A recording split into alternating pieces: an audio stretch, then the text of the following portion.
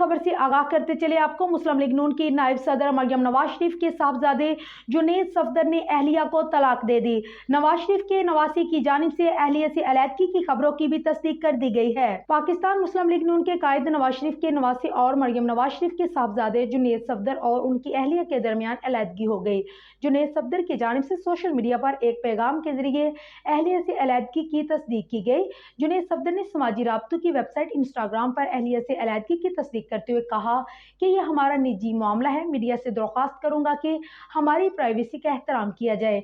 जुनैद सफदर ने अपनी साबिक़ा अहलिया आयशा सैफ के लिए नेक ख्वाहिशात का इजहार करते हुए कहा कि उम्मीद है ये फैसला हम दोनों के लिए बेहतरीन साबित होगा, जबकि इस मामले पर मजीद कुछ नहीं कहना चाहता। वाज़ेह है कि जुनैद सफदर और आयशा सैफ का निकाह अगस्त 2021 में अंजाम पाया था, जबकि रुखसती दिसंबर 2021 में हुई थी। जुनैद सफदर और आयशा सैफ का निकाह लंदन में नवाज शरीफ और खानदान के दीगर अफराद की मौजूदगी में हुआ था, जबकि रुखसती और दीगर तकरीबात दिसंबर 2021 में इस्लामाबाद में मुनक्कद की गई थी।